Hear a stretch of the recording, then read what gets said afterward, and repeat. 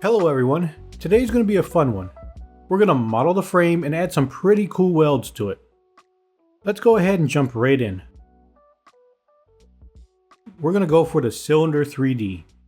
Give it a rotation of -90 degrees and scale it along the Z-axis.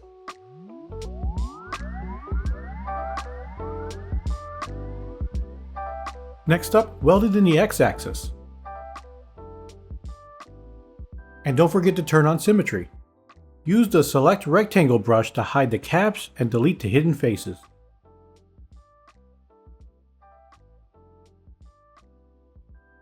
Now let's QMesh the polygroup island and then press flip.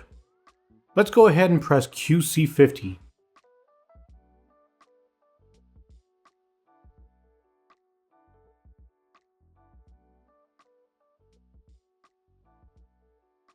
Next, we want to control drag a duplicate with the Gizmo. Snap to the rear view and continue duplicating and scaling your cylinders.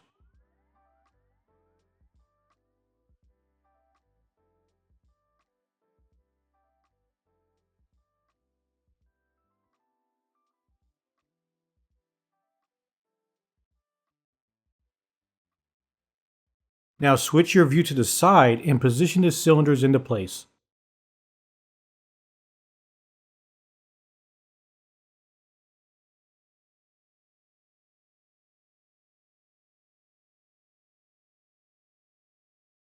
Pick up the slice curve brush and add in some edge loops and polygroups.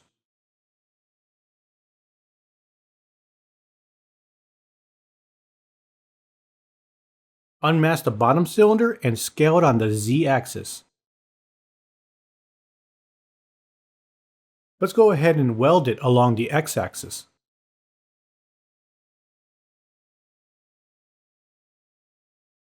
Unmask the end and give it a little rotation.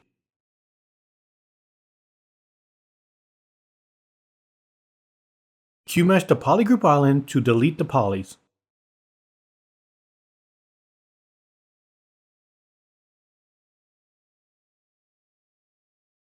This cylinder needs to come out a bit and will break the symmetry.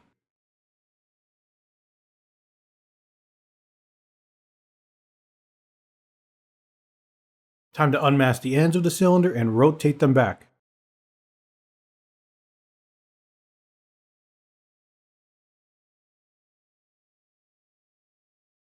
Grab your slice curve brush again to add in some more edge loops.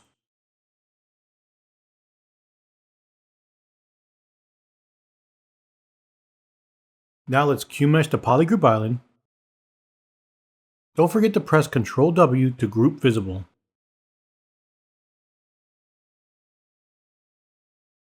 Unmask those two bottom cylinders and move them downwards.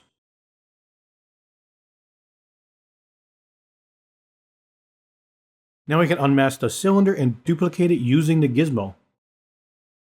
Rotate it 90 degrees and scale it down just a tad.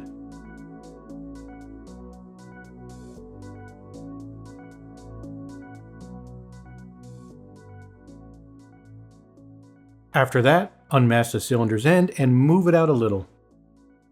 Now let's snap it to the rear view, move it along the Z-axis,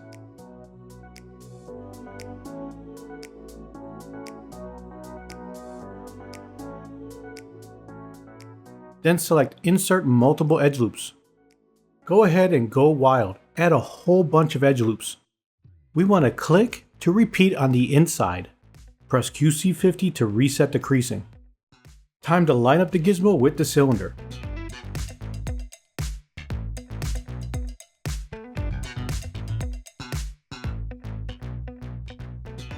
From the gear menu, choose the Bend Arc. We will start with 5 points to shape our frame.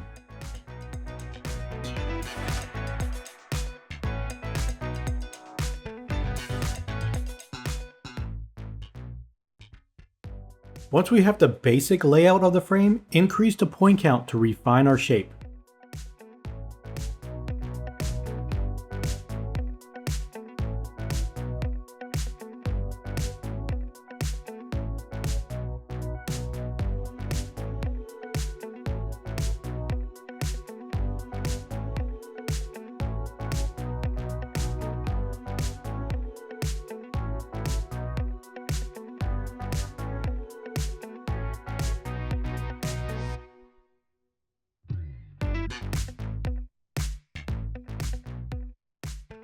Once you're happy, press Accept to lock it in. Let's turn on Dynamic and run a light Polish by Features.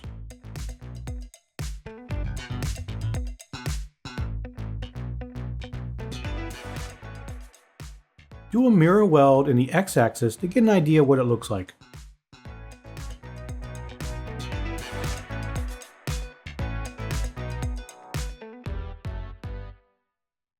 Then we can undo that mirror weld, unmask the cylinder's end and move it down.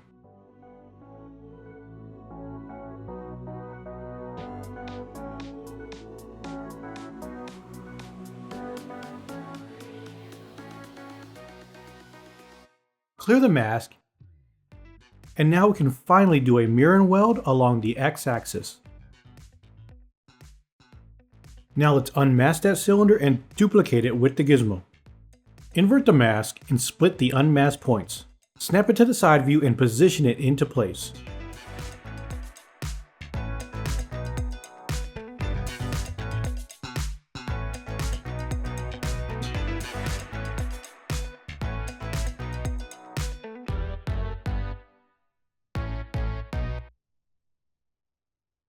Hold down Control and move with the Gizmo to duplicate the cylinder. Adjust the position of the cylinder.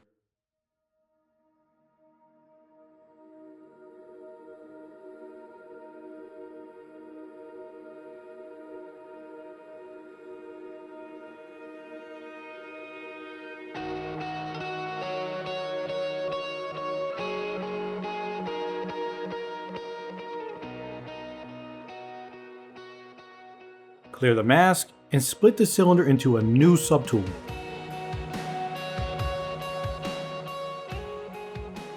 With the ZBrush, insert some edge loops with Insert Multiple Edge Loops.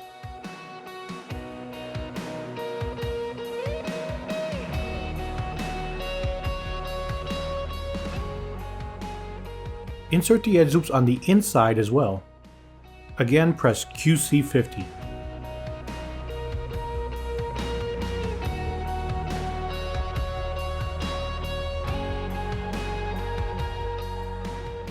Now let's align the Gizmo with the cylinder.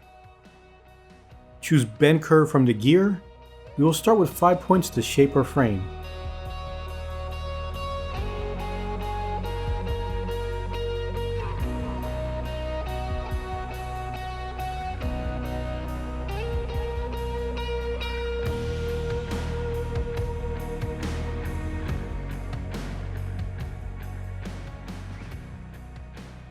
Once finished, press Accept. Select the next subtool and add in some edge loops with Insert Multiple Edge Loops. And don't forget about the inside.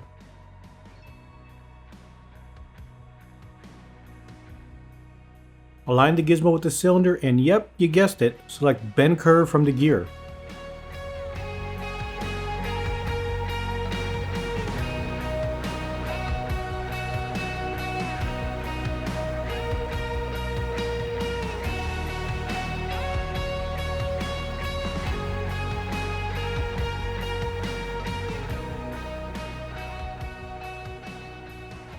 Go ahead and press Accept to save the changes. Then we can merge the subtool and press QC50. Lastly, change the smooth subdivisions to 2 and weld it along the x-axis.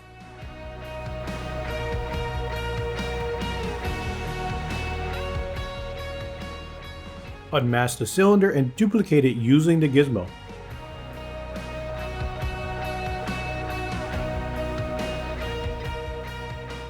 Then invert the mask and split unmasked points. Give it a rotation at about 75 degrees and position it into place.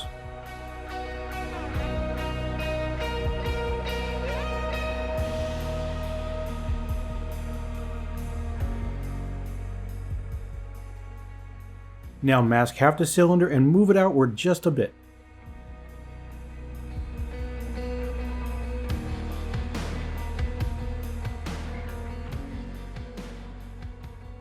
Unmask the cylinder and once again duplicate it with the Gizmo.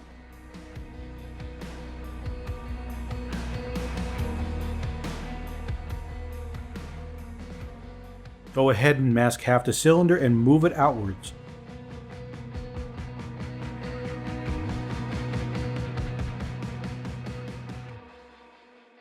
Alright, let's duplicate that cylinder once more.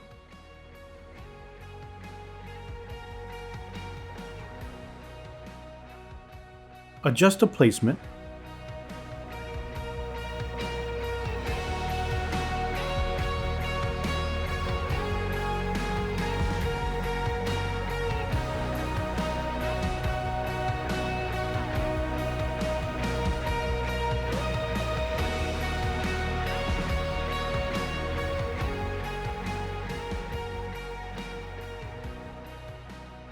Then weld it across the x-axis and do a little adjustment on the bottom cylinder.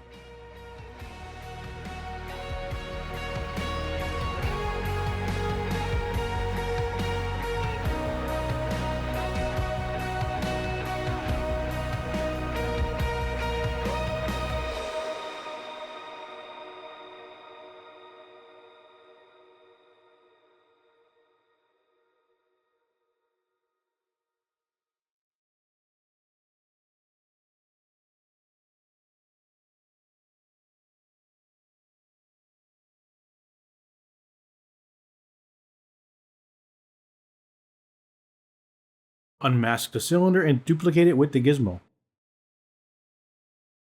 Invert the mask and split unmasked points. Then rotate it and position it into place. The next few minutes will be more of a rinse and repeat of our last steps. Alright, let's shift gears a bit and dive into something we haven't discussed much yet, and that's DynaMesh. We haven't seen it much so far, but it'll be used a lot more in the coming videos. So what is DynaMesh? Well, imagine a piece of digital clay you can shape in ZBrush. The beauty of DynaMesh is that it can distribute polygons evenly across your model's surface. This makes it a go-to feature for sculpting complex models, starting from simple geometric forms in ZBrush. Another neat thing about DynaMesh is it can also streamline complex meshes without any hassle. When it comes to hard surface modeling, there can be areas of your model where you don't need as much detail. Now, if you're into creating complex shapes quickly, you're going to love DynaMesh. It's great for Boolean operations like adding or taking away shapes, which is crucial in hard surface modeling. And here's the real cherry on top. DynaMesh has the ability to redo your model's topology on the fly while you're sculpting. So no more stretch polygons and your mesh stays clean. Finally, one of the best things about DynaMesh is the creative liberty it allows. You can make big changes to the shape and structure without having to worry about messing up your topology. This is great for hard surface modeling, where you might need to adjust things here and there to get just the right look. So we've been chatting about DynaMesh and how it's like this super flexible digital clay that you can shape and mold in ZBrush. It's great for creating complex forms, experimenting freely, and keeping your mesh clean as you work. It's really useful when you want to explore different shapes and details in your hard surface model. But you know, sometimes when you're working on hard surfaces, you need a little bit more control over your topology. And that's where ZRemesher comes in. It's like having this little handy assistant that cleans up your mesh and optimizes your topology, making it easier to add those precise details that really makes your hard surface models stand out. It takes a lot of the manual labor out of the process, saving you a ton of time and effort. But it doesn't just do the work for you, it does it well. It's got a knack for laying out polygons in a way that really respects the shape of your model. This makes your mesh cleaner and easier to work with as you add more details. One of the coolest things about ZRemesher is its adaptability. With the flick of a slider, you can tell it to make the polygons all the same size, or let it adjust its size based on the model's curves. This kind of control can be a game changer when you're working on hard surface models with lots of details. Speaking of control, ZRemesher respects your model's symmetry. And we all know a lot of hard surface models have symmetrical elements. So having a tool that keeps the symmetry intact while retopologizing is pretty awesome. But the control doesn't stop there. ZRemesher lets you decide the flow of the new edge loops. Just use the ZRemesher guides brush to lay down some paths and it will follow your lead. I find this feature super useful for organic retopo. When it comes to poly count, ZRemesher has your back there too. You can tell it how many polygons you want in your final mesh and it'll do its best to hit that target. This can be a lifesaver when you're working on complex hard surface models and need to keep the performance in check. Finally, ZRemesher is all about respecting your hard work. It takes into account any creases and polygroups you already set up. This means you won't lose any of those hard edges or separate parts that are essential in hard surface models. So all in all, ZRemesher is a really handy tool to have in your ZBrush toolkit. It's all about making the retopology process easier, giving you more time and energy to focus on the fun stuff.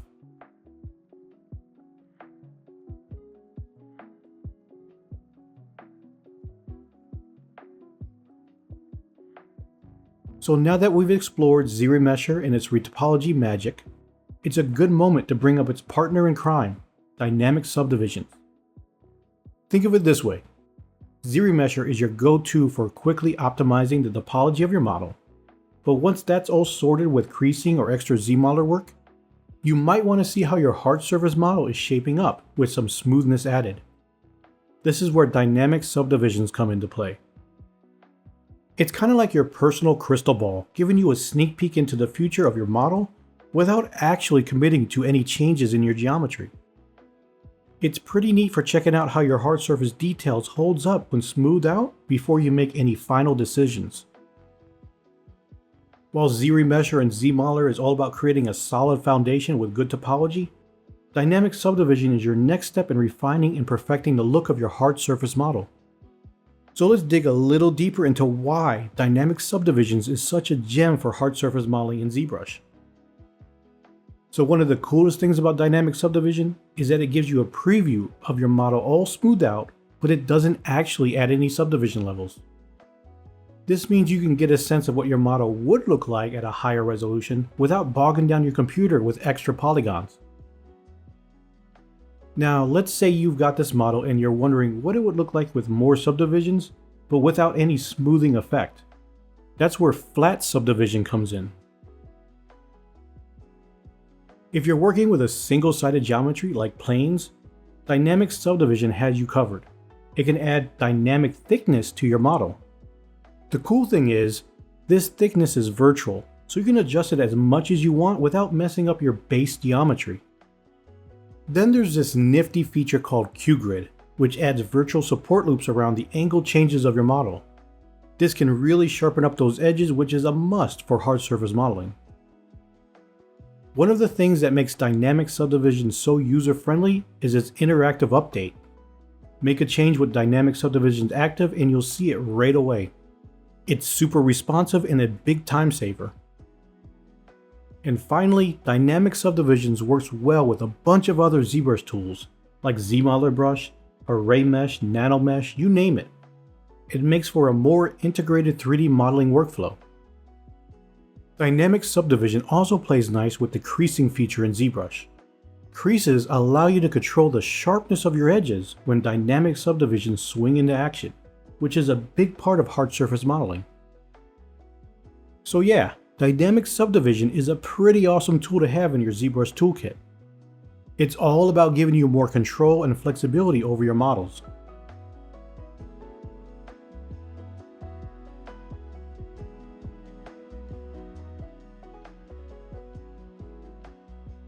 So let's dive a little bit deeper into tools and subtools.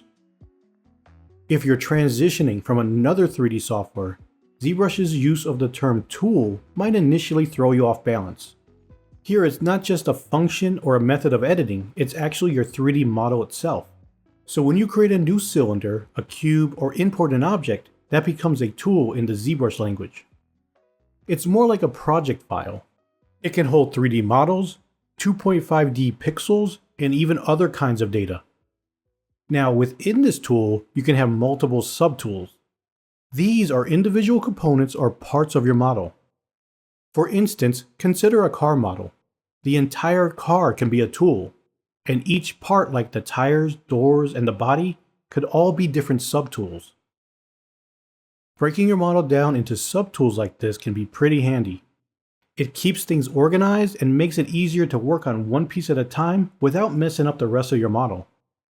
It can also be a bit gentler on your computer, especially if you're working on high poly models. Plus, each subtool can be sculpted, posed, and detailed individually, giving you a ton of flexibility. Moreover, each subtool has its own settings. This means you can dynamically manage the resolution of different parts of your model. For example, you might want a higher resolution for detailed areas like a character's face, while keeping a lower resolution for less important areas. Now, just like you can work with multiple subtools, the same goes for tools. Working with multiple tools in ZBrush really opens up your creative process. It's like having an arsenal of different tools in your toolbox, each with its own unique capabilities and characteristics. You know, one of the key benefits is that you can easily switch between different projects. For example, you might be working on a character model in one tool and a landscape model in another, and you can jump back and forth between them, letting your creativity set the pace. Another cool thing is that each tool acts as its own container. This means that any changes you make to one tool doesn't affect the others. So you can experiment and try out new ideas without worrying about messing up your other work. And let's not forget about the performance benefits. ZBrush can handle heavy-duty models with millions of polygons. But if you have a slower computer, working with multiple tools can help keep things running smoothly. Each tool gets its own portion of your computer's resources, so you're less likely to run into lag or other performance issues. Finally, having multiple tools gives you the freedom to organize your work in a way that makes sense to you. Maybe you prefer to group your tools by project, subject matter, or stage of completion. I usually stick to one main tool and then start modeling individual components in other tools. Once completed, I import these into my main tool. This approach feels more clean and organized to me. However, there's no one-size-fits-all method. Choose a structure that makes your workspace more manageable and optimizes your workflow efficiently. So in a nutshell, juggling multiple tools in ZBrush is a strategic move.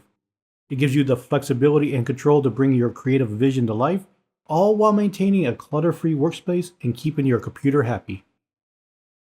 So to sum it up, tools and subtools in ZBrush are all about giving you better control and flexibility over your 3D models.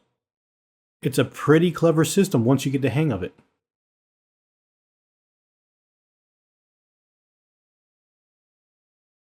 Alright, back to the play-by-play. Time to mask our cylinders and bring the Gizmo into action. Head to the gear icon and choose the poly plane. Now let's move both cones inwards until there are no edge loops. Next, let's invert the mask and split the unmasked points. We're going to scale it down using the Gizmo and then move it into place.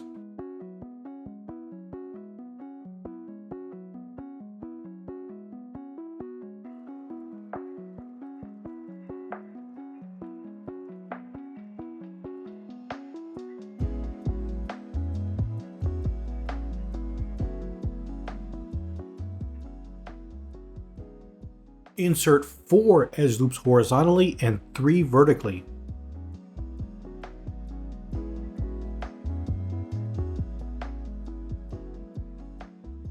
Now let's split the middle point and delete the poly group.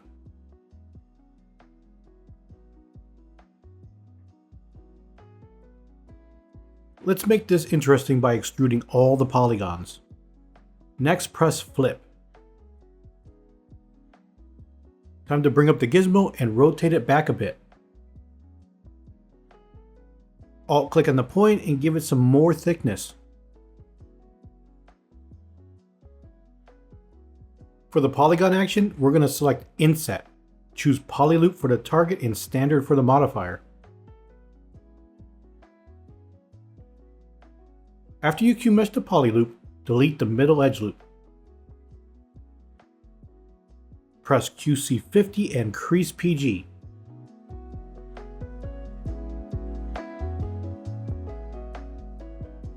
Unmask the hole and move it down with the Gizmo.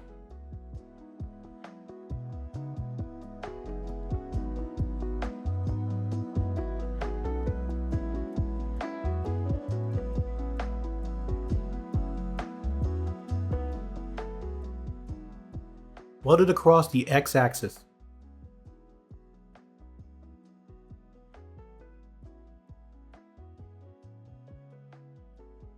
We're going to relocate the gizmo toward the front and mask the subtool. Go to the gear and select the polyplane.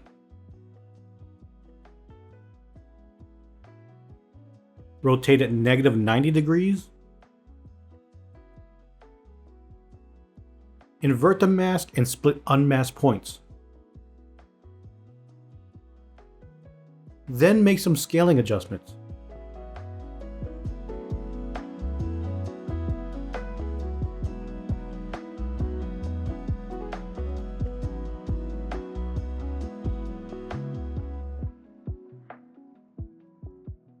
Now we want to extrude the face and press flip.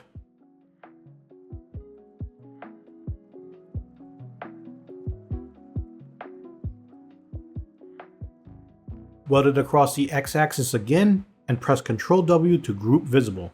Now we want to press QC50, then while holding down the Control key, use the gizmo to duplicate. Feel free to make some adjustments in moving and scaling it to get it just right.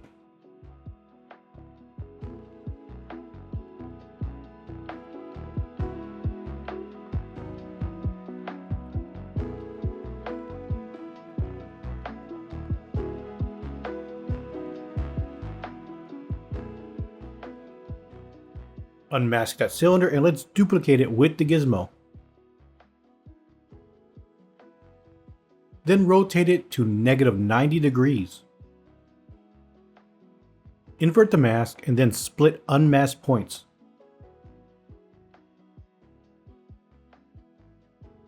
Let's add an edge loop on the inside of the cylinder so we can select it.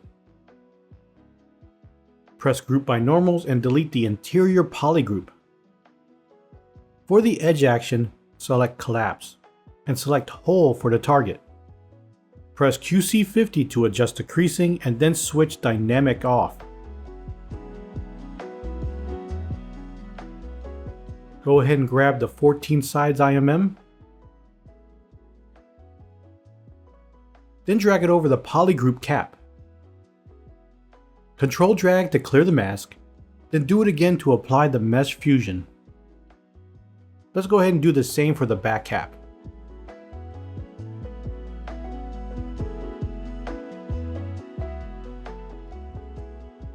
Delete the extra edge loops, then press Ctrl W to group visible. Now we can scale and move it into position.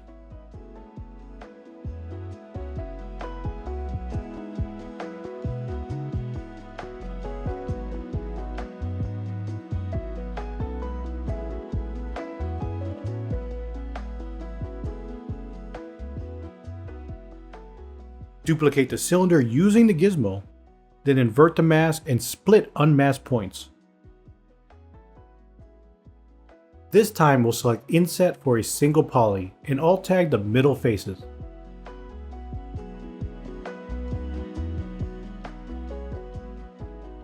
Then QMesh the polygroup island while holding Shift to execute the move operation. QMesh again to extrude the faces. Press Crease PG and turn on Dynamic. Then we can weld it across the x-axis. Alt-click on the subtool in the canvas to select it, then rotate it 90 degrees. Mask half the model and hold Ctrl and move the gizmo to extrude. Give it one more extrusion to add an edge loop. Switch to QMesh and alt-tag the polys for deletion. Then delete the island. Let's head over to the UV map menu and delete any UVs it might have. Now we can scale it in the Z-axis and get it into position.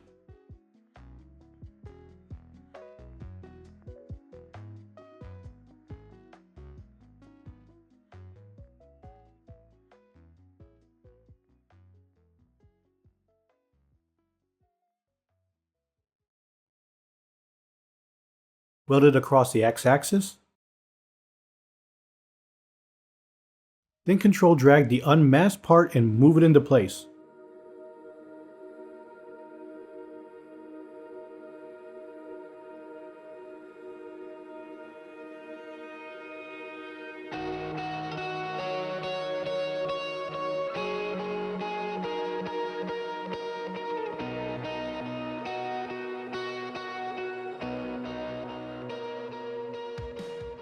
unmask the other side, then duplicate it with the Gizmo,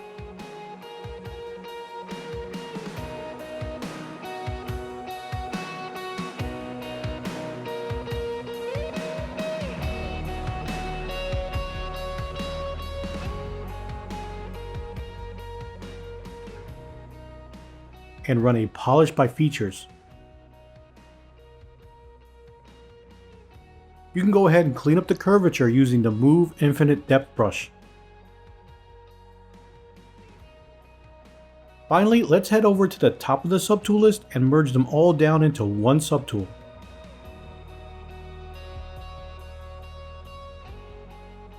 After you merge them, press Auto Groups. This will make our welding work a bit easier down the road. Alright, let's bring up the Gizmo and move it to the front of the frame. Mask the model, then head over to the Gizmo gear and pick the cylinder 3D. Then scale it up a bit. Invert the mask and split unmasked points. Now we can turn off dynamic and move it into position.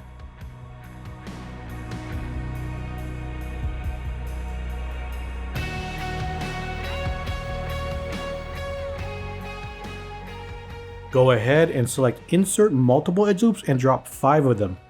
To reset the creasing, press QC50. Add a single edge loop at the top, then extrude that poly loop. Now we can press Group by Normals. Next we'll select Polygroup Polyloop.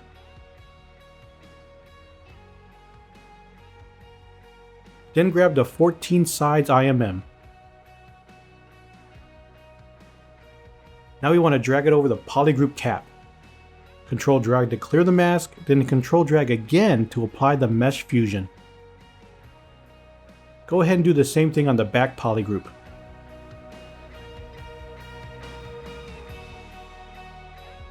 Alright, let's delete the extra edge loops.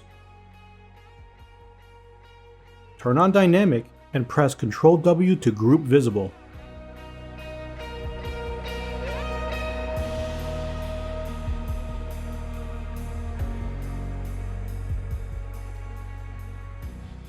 Merge the subtool down to our main frame subtool. We're going to want to select that white polygroup and change the color. I'm not the biggest fan of white polygroups on my model. I tend to link white with subtractive booleans or other operations, so I usually steer clear of them. Alright, let's get into some welding. The first thing I'm going to do is duplicate the subtool.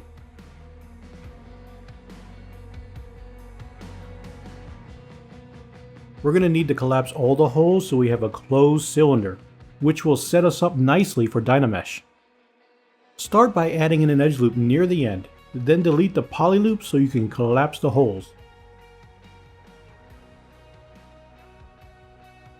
Don't stress over the extra geo that's left behind when we collapse the edges.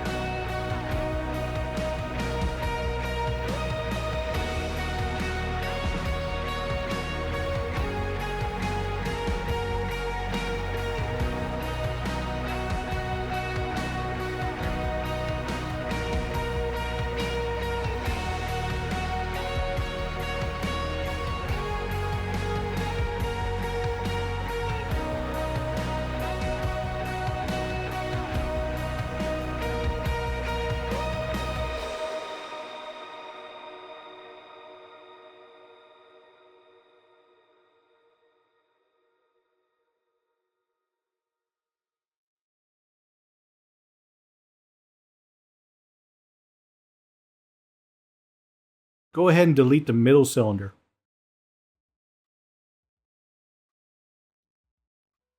Set the smooth subdivs to 3 and hit apply. Now we can delete the lower subdivisions after that. Next up, we want to go to the DynaMesh utility. Set the blur to 0, the poly count to 1.5 million, and switch on the Use Auto Scaler.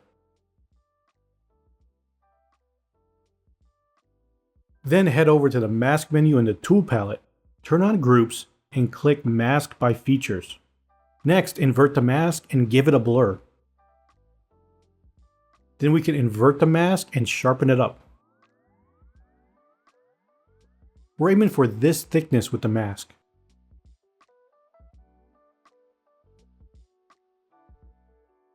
Press Ctrl W to polygroup the mask. Now select a new polygroup and invert the selection. Give Ctrl W another press to group visible, then bring everything back. Unmask the polygroup and blur the mask. Run a polish by features to clean up the borders and clear the mask. Then we can isolate the polygroup and delete the hidden geo. Let's turn on the eyeball for the original frame in our subtool list. From the ZModeler brush, select Extrude All Polygons. Push it in so we don't add any thickness to the welds, and then press Flip.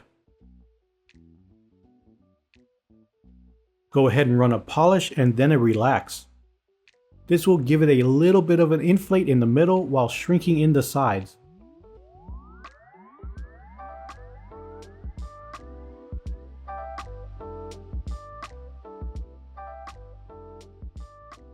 Then we can grab the Move brush to make any adjustments.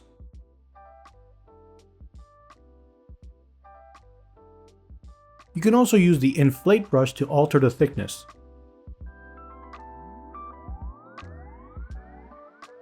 This is just a really quick way to place them. You can dive in and make any modification needed at this point. Depending on how close your camera is for renders, you can add subdivisions and start sculpting in the welds, or use alphas to sprinkle in the details.